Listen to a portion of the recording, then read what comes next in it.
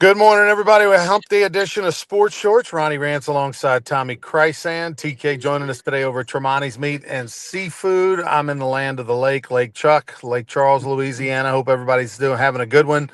All right, Tommy. Super Bowl week, Hall of Fame week tomorrow. Tomorrow sometime we're going to find out about the Hall of Fame class. We know Bill Belichick won't be in it. That's been controversial ever since we found that out a week or so ago. But a guy who is expected to be in it is Drew Brees, New Orleans Saints legend, Louisiana Sports Hall of Famer. Drew Brees. I mean, nothing. Lightning's not going to strike twice, right, Tommy? I mean, like, there's no chance that Drew Brees isn't going to be in the Hall of Fame in the first ballot. I mean, Bill Belichick should have been probably over Drew Brees, greatest coach ever. He didn't get in, so I guess we have to prepare ourselves for a potential shocker.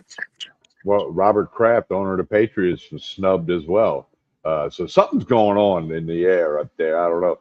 I mean, if Drew Brees is not in, regardless if he pulled a no-show in Natchitoches, if he's not in, that there's something wrong, and the whole system needs to be totally deleted and a new one built ASAP. Yeah, it's sort of a shame because I mean, as you mentioned, the no show in Natchitoches, should have put that on a T-shirt. But obviously I have a bitter taste in my mouth. That's not for a surprise. As the president of the Louisiana Sports Hall of Fame, the Right. CEO of the Hall of Fame Foundation, if we tell you. We call you in July and tell you you're going to be in the Hall of Fame next June, and you never cooperate and you no show. Obviously, I'm going to be bitter. It's a shame because this could have been a fun time for us. It could have been a fun time for me personally. Could have been a fun time for everybody in the Hall of Fame involved to celebrate Drew and all this stuff. But instead, it's kind of like, hey, Drew's going in the Hall of Fame. Great. And obviously, he's not going to not show up in Canton, but. Obviously, he deserves to be in every Hall of Fame that there is. He kind of got a second lease on life a little bit on the broadcasting thing with the demise of um, Sanchez and his weird behavior and being arrested and all that. They brought Drew off the bench and let him pinch hit the last couple games, I think, of the season. And so maybe that sort of jump started him to get back as a color analyst in the NFL after his failed attempt on NBC his first year out. But look, if anybody deserves to be, and Sean Payton talked about Drew this week, that there's been a lot of players have talked about Drew this week in preparation for his being selected into the Hall of Fame, which is expected tomorrow. He mentions the famous story of his not his rookie year, but his first year with the Saints in 2006, which of all the stories out there about Drew may be my most favorite.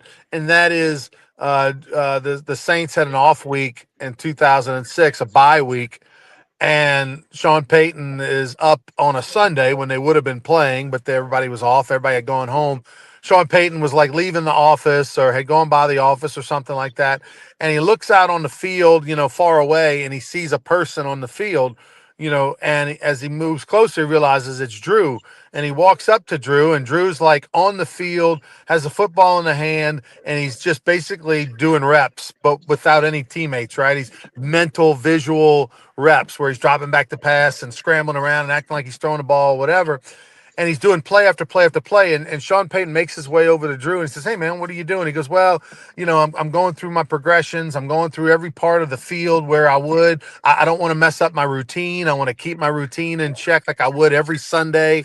And Sean Payton asks him, "Well, so I'm going through the game." He goes, "Well, are we winning?" I And Drew like says, that. "Yeah." Jerry says, "Yeah, we're winning." He's okay, well, good. And he left. And he went home. But that just shows you, Sean Payton said that Drew is the type of guy that, he would compete with you on a $5 bet, playing a game, and he would argue with you to win for 2 weeks over a $5 bet. He just wanted to win. He was the ultimate winner. And obviously the Saints won a lot when Drew Brees and Sean Payton were both in New Orleans. And it's sort of like the Patriots were with Bill Belichick and Tom Brady. When it ended and they left, people thought, well, that's it. End of an era. What a great 20 years we had, and that's it. Never going to happen again. And then all of a sudden, a few years later, they're in the Super Bowl with another quarterback and another coach, and maybe they can start up another run. But the Saints fans feel like New England did maybe the last 4 years, where man, those were the good old days. We're never going to have that again, and who knows? Maybe the Saints of 26 or 27 can be like the Patriots were. Yeah, I agree with you. And you never know in today's world. I mean, you line up and play for a reason. You know, Ronnie, when you make those comments about Drew Brees, when you look at the elite of the elite athletes, coaches, they all have that DNA in them, you know, of the competitiveness and the relentless work and the tireless viewing of tape or whatever it may be. We saw on Netflix with the quarterback show the weight room that them guys were in and the work they were doing in the off season and but and that's what it takes to be the elite of the elite. And it's no strange thing to see that it occurs so much on with those who have reached that status based on most people's opinion. Speaking of the NFL, Tommy, the couple of news notes in the Yeah, last and I week. got some. Yeah, go ahead. So the NFL Players Association has come out publicly and said we do not want an 18th game. There's been a lot of discussion. Obviously, the league went from 16 to 17 games a few seasons ago. Now there's talk of potentially going to 18 games, to go cutting back on the preseason games even more. And the Players Association saying, "Nah, we're not, we don't want that at all." And where I didn't think going from 16 to 17, the Players Association would be able to stop that. I thought that was inevitable. Cut back the preseason. There probably was too many preseason games anyway. I don't think that they're going to be able to shove this one down the players' throats. I do think 17 is going to stick either forever or for a very long time.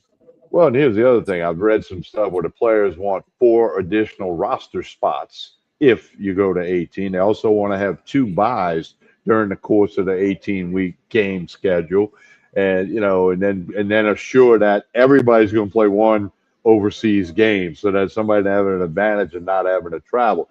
Now that sounds like you could work that out because I mean, remember back after 9/11, they moved the Super Bowl by a week in New Orleans of all places had to cancel untold things. So anything can happen, but based on what I've read and seen, and then Goodell trying to downplay it, kind of tells me you're right. It's going to be 17 for a while, if not forever. The things you just talked about, the four roster spots. I mean, okay, how bad do you want it, owners? Right, four roster spots. I don't even know. I'd have to Google. Tommy, why don't you Google and see what the average NFL salary is? You Well, know, the minimum's 880,000, okay, so it's so a obviously minimum you're of 4 million more minimum. right. So I mean, your roster spots, if they're the four extra, going to be probably the four lowest. So yeah, you're right, $4 million. But the overseas portion, that's 16 games if that you'd be playing overseas. 16. Some cities would be multiple games. Like they don't play 16 games overseas right now. I'm thinking they play four maybe or something like that. 8. Um, is it eight? Is it that many It's going to now? be 8 this season, and Okay, of course, the Saints will play for the first time ever. The Saints will play in Paris, and Paris. I have a comment on that. Yeah, You ready for my I'm comment on buying. that? I know you're I'm going right. I'm buying my beret this week, Coach. I'm gonna get the beret. I'm gonna get the ascot, the whole thing. I'm getting ready. But October Well, how about 25th. this though, Oh, Ronnie? How about the NFL fans in Paris? Okay, let's look at it this way. They might know a little bit about the NFL. Some may know a lot, because everything's on the internet. But then they say, "Ooh, we get an NFL game. Wait, we get the Browns and the Saints. What was their record last year? Can we maybe get a good team now? And both well, teams might be good I next year." actually think Paris is probably okay with the Saints because Paris has been sort of the the Well, the the overseas hub home for the Saints, and obviously the tie with the Florida Lee and history of the country and the state and the whole nine yards. I think the Saints, and then the Saints have a little minor league team over there that Jack Del Rio sort of coaches or whatever. So I think the Saints part makes a lot of sense and is fine. But you're right, the Browns. Now, from a fan standpoint who knows football, Shador Sanders versus Tyler Shuck is exciting. You know what I mean? Like but assuming that Shador Sanders is the guy, and you would think that he's going to be the guy at least to start the season. So I'm looking forward to that, for that particular storyline. The Browns have a new head coach. Um, but yeah, it's definitely not the sexiest matchup, and that's sort of been the way it's been. If you don't have great years, you're up for being shipped overseas for a game. But going to 8 games this year, that's a lot. And the idea that they would double that, I the expense, the logistical nightmare, and everything. Plus, from the NFL standpoint, if you had 16 games overseas, you're going to have some duds. You're going to be in some markets where maybe it's not going to work. And so you're going to have some expense. You might lose a couple bucks in some of the markets. And oh, by the way, you got to spend at least 4 million more to add 4 roster spots and all that kind of stuff. So I think like I said, I'll stand by what I said. I think it's going to be 17 games for quite a while, before things jump to 18. Remember, it was 16 games for many decades before it changed to 17.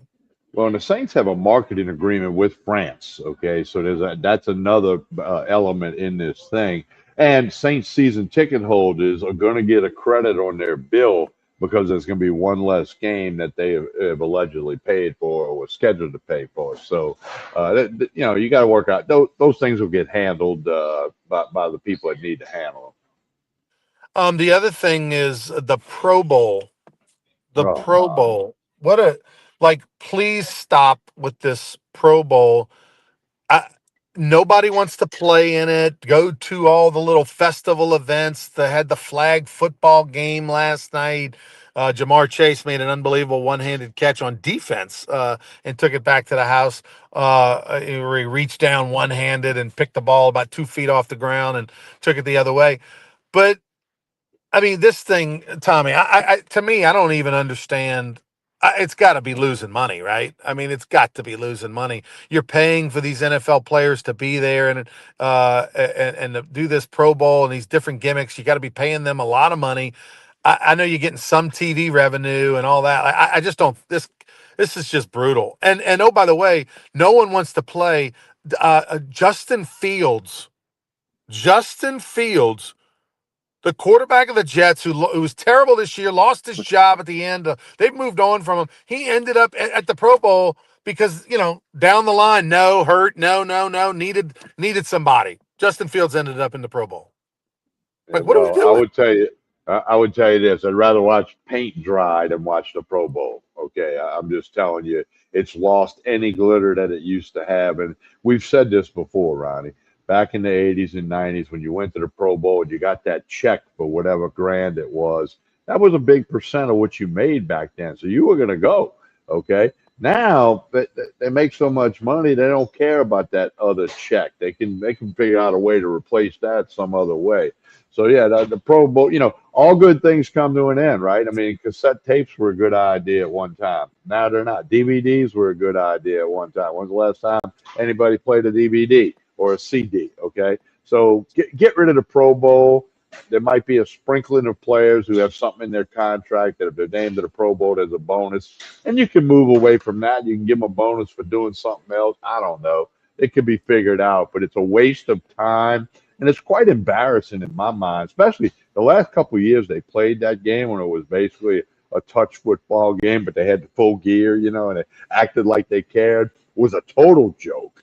So what they're doing now is probably better than that. Although I didn't watch, and I'm not going to watch, but no, it's a farce of what once was the Pro Bowl. Look, and I understand. It's nobody's fault that the NFL Pro Bowl has become the worst of the All Star games. Major League Baseball by far is the best one because it's the only sport where you can play 100% like normal. These guys when they pitch in the All Star game, they're trying to throw as hard as they can. They're trying to hit a home run. They're trying to slide and run as fast as they can. They're playing it like it's a real game. In NBA, there's no defense whatsoever. In the NHL, same kind of thing. It's just no defense. It's not the same game. The Major League Baseball is the best game. It's not even close. But the NFL, man, if you're over the age of 30, you're nostalgic, or for sure, if you're over the age of 40, you're nostalgic to the days of the when they would go to Hawaii. It was a big deal to go to Hawaii, and you got to take the trip. Got to bring your family. You got a paycheck. And it was awesome to, especially when the Saints weren't very good, and then they started to get good in the late '80s, and it was always so fun to see the Florida League uniform, above the blue NFC jerseys, and those days are gone, and now it's meaningless. And I understand when the salary started getting so high, Tommy. I mean, it used to be that, hey, if you lost the Pro Bowl game, you got 30 grand. If you won it, you got 60 grand or whatever. And like, this was back when game checks were that or less. So it was you got an extra game check, or you got a bigger game check maybe than maybe you were making. So it made sense. Um, but then once the salaries became so big, it's like, well, one, I don't want to go risk injury to go make $50,000 or $100,000 when I'm making a $500,000 a game or whatever. It's just, it wasn't worth the injury. And oh, by the way, and then I remember hearing players talking about how, hey, great, I made the Pro Bowl. Now I get to lose money because, yeah, they gave me $50,000, but I got to bring grandma, grandpa, Mimi, my daughter, Ray, all these people. I got to fly them, put them up in a hotel, feed them. Like, the trip's going to cost me $100,000, and I'm not even going to make that. So that it's natural why the Pro Bowl went away. It just needs to all go away. Kind of like what the TCL did, the Texas Collegiate League, right? Where Lake Charles Gumbo Gators and the Baton Rouge Rougarou play.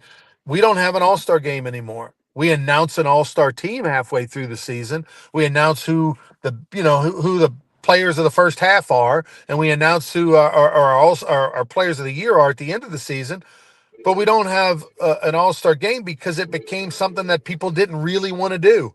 I'd rather have a couple days off in the middle of a busy summer versus And or start the season later or something versus I got to drive 6 hours to a town, play a game, drive back, and so we started getting the fourth best catcher in the league instead of the top three catchers, and it started to become a farce. So we made the yeah, decision to, hey, not have an all-star game, and I think that's what the NFL has to do. yeah, I think that was a good decision. Ronnie, we have a question from one of our big time viewers. Is that a Masters green jacket you have on? Well, if I was in Baton Rouge, it would be a Rougarou green jacket. That would be lined with Baton Rouge Rougarou logos and stuff on the inside. Instead, if you see the dark purple, I'm in Lake Charles, so it's a Gumbo Gators green jacket, and on the inside of this suit, it's got all kind of Gumbo Gators logos and stuff like that. So I have two Okay. identical green suits. One that I wear with a black button down. I'm in Baton Rouge and I'm doing speeches or talking to classes or whatever.